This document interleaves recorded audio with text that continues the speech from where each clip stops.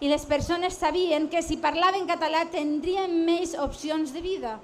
Aquí la veritat és que els nostres joves, si volen tindre un bon futur, s'han d'anar fora. Quin poble pot aguantar això? És impossible.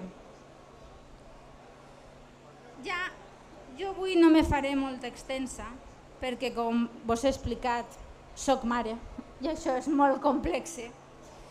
Però sí que vull fer una defensa ferma de que el problema no és la migració. El problema és el capitalisme, senyores i senyors. El problema és el capitalisme i és un capitalisme que està devorant els nostres territoris. Si hi ha algun migrant problemàtic, no és el senegalès o l'algerià o el marroquí que ve a treballar. És el turista que ve a que siguem nosaltres el seu parc d'atraccions. Això sí que és un problema nacional.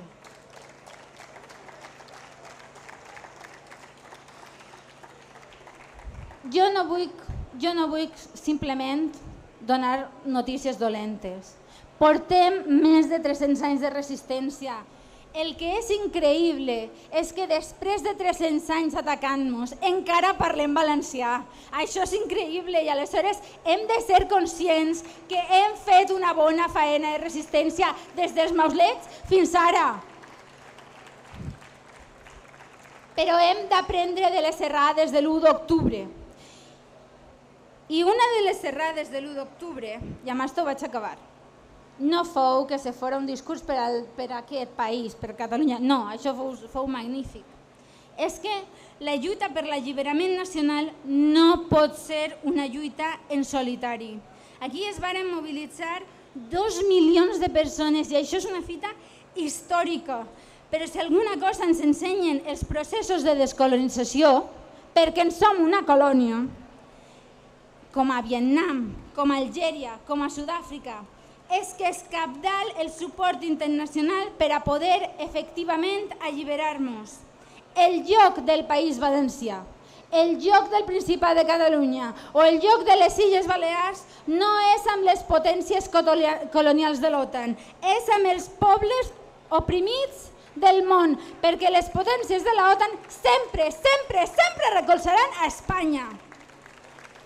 I aquestes potències són les que avui estan tancant els ulls davant d'un genocidi que estem veient en directe, un genocidi a un poble mediterrani, un genocidi al poble d'on ve ni més ni menys que Sant Jordi, a Palestina.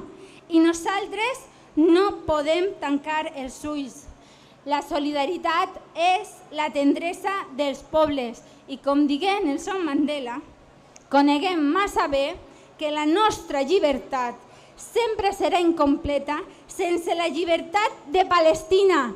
Mai serem lliures si tots no som lliures. Visca la terra lliure, visca Palestina, visca el País Valencià, visca les Illes Balears i visca Catalunya. Moltes gràcies i bona diada.